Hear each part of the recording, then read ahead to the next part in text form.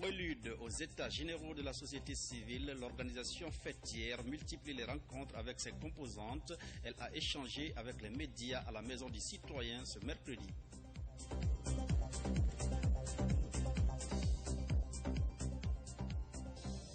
Le groupe syndical CARES Guinée s'engage dans la protection des assurés sociaux. Il organise une rencontre de sensibilisation sur la question à la Caisse nationale de sécurité sociale.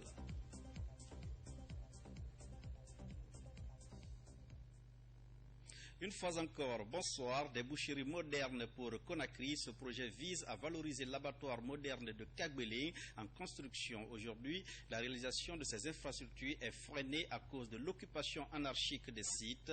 C'est le cas d'Anta dans la commune de Matoto. Pour y parvenir, le déguerpissement des occupants illégaux serait la seule voie de salut. Reportage Aboubakar Massiré Souma, rendu en studio par Sergent Oumar Kamara.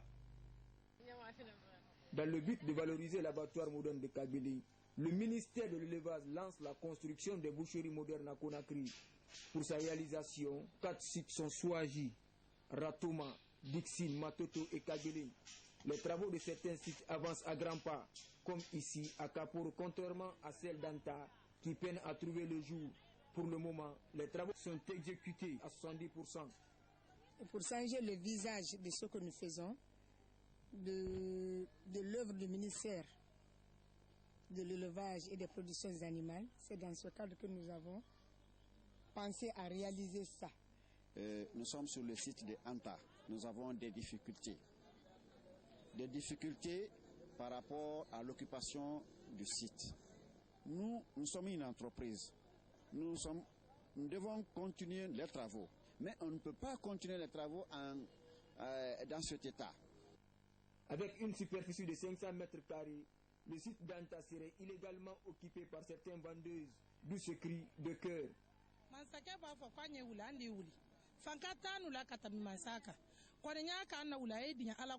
Si le président dit de quitter les lieux, nous allons quitter. Mais nous lui demandons de nous aider à trouver une autre place. L'implantation de ces boucheries modernes permettra à la population de consommer une bonne qualité de viande. Sur ce, le ministère de l'élevage compte élargir la construction de nouvelles boucheries dans les communes et préfectures du pays dans les années à venir. Je vous l'annonçais dans les titres, la société civile guinéenne multiplie les contacts sur le terrain en prélude de ses états généraux. Après les ONG et autres organisations féminines, elle a rencontré ce mercredi les hommes de médias à la Maison du Citoyen 6 équipée dans la commune de Ratoma. Le rôle des médias dans la promotion de la bonne gouvernance et de l'éducation citoyenne était au centre de la rencontre. Le compte-rendu est signé Sékou Souma. La société civile guinéenne, à travers la PQD, Plateforme nationale des citoyens unis pour le développement, met les médias au cœur de l'éducation citoyenne, ce après quelques années de crise de confiance entre elle et sa population.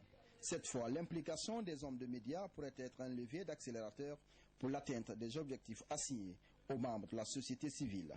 Ce que vous faites en termes d'éducation, de sensibilisation de nos populations, de dénonciation de la corruption, de lutte contre la mauvaise gouvernance. Ce que vous faites qui aille dans le sens de la cohésion sociale, qui lutte contre l'exclusion, qui fasse la promotion du mérite, se trouve être des défis des organisations de la société civile.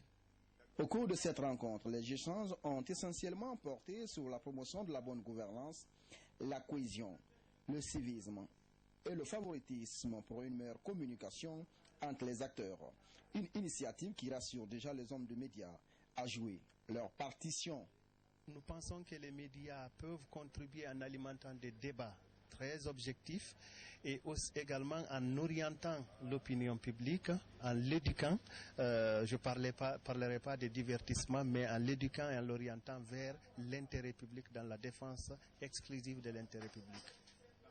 En prélude aux états généraux de la société civile guinéenne, prévu au mois de mars 2015, la société civile multiplie les contacts afin de diagnostiquer tous les maux qui assaillent le bon fonctionnement de l'institution.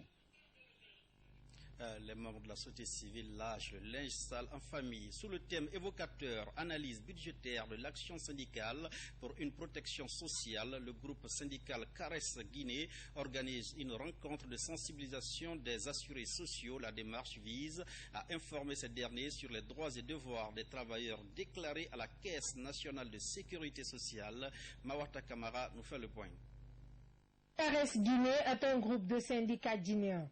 Il est en collaboration avec la CSI Afrique et les organisations syndicales françaises comme la CGT. Sa vocation est de renforcer la capacité des organisations syndicales guinéennes et faire l'analyse des politiques économiques et sociales mises en œuvre par l'État. Contribuer à la mise en place d'un mécanisme de financement durable de la protection sociale des fonctionnaires de l'État guinéen. Et spécifiquement, nous pouvons dire aujourd'hui que nous avons atteint 50% de nos objectifs. Car le CARES aujourd'hui est arrivé à disposer d'un document de financement durable de protection sociale des travailleurs de la fonction publique guinéenne.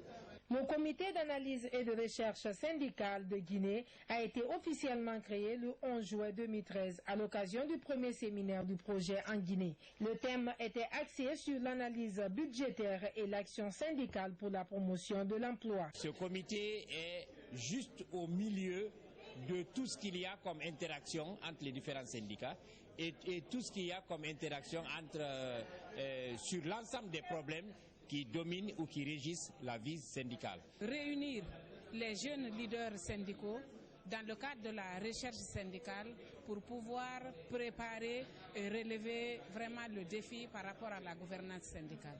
CARES Guinée, entendez comité d'analyse de recherche syndicale, est une structure de jeunes chercheurs syndicalistes mise en place pour la recherche de solutions alternatives crédibles au service du mouvement syndical guinéen. Il permet à ce dernier de mieux influer en matière de dialogue social sur les questions de politique et de développement socio-économique du pays. À présent, direction Fouta Djallon, là-bas le tronçon Labé-Mali est un véritable calvaire pour les usagers de la route, une situation devenue insoutenable quand on sait que la localité est une zone touristique à cause de la Dame de Mali. En plus de cela, la villa des hôtes, jadis un joyau, est dans un état d'abandon très poussé. Ousmane Bangoura, reportage. La route Labé-Mali est un véritable casse-tête pour les usagers. Mais qu'à cela ne tienne, les populations de Mali sont satisfaites de la démarche du chef de l'État. Mali, la plus grande préfecture de la Moyenne-Guinée, est confrontée à ce jour à un manque criard d'infrastructures sociales de base. Ce bloc ex-Villa Sili en ruine en est une parfaite illustration. Seul le site du Mont Loura, communément appelé Dame de Mali, retient l'attention des visiteurs. En tout cas, si les dispositions immédiates ne sont pas prises pour faciliter son accès, Mali risque d'être coupé du reste de la Guinée, pourtant très fréquenté par des hauts cadres du pays. Voilà, SOS pour ce tronçon Labé-Mali. À l'opposé, dans la préfecture de Dubreka, un projet d'intérêt national fait la fierté des Guinéens. Sur le fleuve Concouré, un barrage hydroélectrique sort de terre. Le barrage de Kaleta est devenu une véritable attraction. Aujourd'hui, les travaux sont réalisés à plus de 80% selon les ingénieurs. Notre reporter Bakary Bamba Kondé y a fait un tour. Son reportage semble éloquent. Suivez. Situé à environ 130 km de Conakry, le village Kassia dans la préfecture de Dubreka est traversé par le fleuve Concouré. Sur ce fleuve, l'on construit le barrage hydroélectrique de Kaleta avec une puissance de 240 MW. Cette initiative est du président de la République, professeur Alpha Condé. Débuté en 2012 pour un coût total de 526 millions de dollars, les travaux du barrage Kaleta sont actuellement à 82% selon les ingénieurs. Il comporte 3 turbines avec une puissance de 80 MW chacune. Le lancement de la première turbine est prévu au mois de mai 2015. Le barrage Kaleta est long de 1145 mètres et comprend 3 évacuateurs de crue avec un volume de 360 mètres cubes d'eau. Le premier poste de réception du courant produit par le barrage est presque à terme. Il doit transporter l'électricité dans les centrales de Manéa, Matoto, Amdalaï et Tombo. Du site de Kaleta jusqu'à Conakry, les nouveaux poteaux sont visibles. Auprès de l'usine centrale du barrage, un mini-barrage est construit pour alimenter la périphérie et la cité des partenaires chinois juste à côté. Les travaux sont réalisés par la société chinoise CWE. Une nouvelle cité de la société chinoise est en construction à la rentrée du village et de nouvelles maisons pour les populations environnantes sont en chantier pour éviter tout risque après le démarrage du barrage. Le barrage Kaleta n'est plus loin de la finition, ce qui permettra de faire du manque d'électricité un lointain souvenir pour une bonne partie de la Guinée. Le barrage de Kaleta, une fierté nationale. Autre facette de l'actualité dans les rues de Conakry et même de certaines villes de l'intérieur du pays, ils sont nombreux les enfants qui s'adonnent à la vente d'articles divers dans la rue. Cette pratique devenue monnaie courante a des conséquences fâcheuses sur la vie de ces tout-petits, un phénomène inquiétant qui bafoue les droits de l'homme au vu et au su de tous. Aïssatou Desso s'est intéressé au sujet, images, commentaires. Ils sont nombreux les enfants qui exercent pendant les vacances le petit commerce sur les différents marchés autres lieux publics de la capitale. Selon plusieurs observateurs, cette pratique a souvent tendance à influencer la scolarité de ces innocents. Pour certains d'entre eux, la pratique de cette activité n'est pas volontaire. Venir au marché pour faire quoi? Pour vendre. Vendre quoi? Le calcul. Qui t'a envoyé de vendre? Mais avec ça encore, tu fais pas autre travail. C'est ça que je fais. C'est ça que tu vends. Tu peux vendre ça combien par journée? Je veux vendre 20 000, 30 000, 25 000. Face à cette situation, nombreux citoyens déplorent cet état de fait qui compromet dangereusement l'éducation de ces enfants. Si vous voyez les enfants vendre au marché, c'est parce que les parents n'ont pas de moyens. Sinon, l'enfant n'est bien qu'à l'école. Pendant les fermetures des classes, chercher à encadrer les enfants pour que réellement qu'ils ne soient pas livrés à ces petits commerçants. C'est vrai, il y a peu de personnes aussi qui ont les moyens, qui parviennent à subvenir leurs besoins. Parce que quand tu demandes certains parents, ils vont dire « Ah, vraiment, moi, je n'ai pas les moyens pour parvenir aux besoins des enfants, il faut qu'ils se débrouillent pendant les vacances. » Telle pratique pour ces enfants, dans un domaine non sécurisé, risquerait de freiner leur évolution, surtout quand on sait que ces tout-petits sont l'avenir de demain. L'avenir de demain, ce sont les enfants, halte donc à leur exploitation. Pour finir, parlons de la lutte contre la fièvre à virus Ebola. Une association de femmes leaders, connue sous le nom de Femmes Élites, s'engage dans la sensibilisation contre cette épidémie qui a fait plus de 1000 morts en Guinée.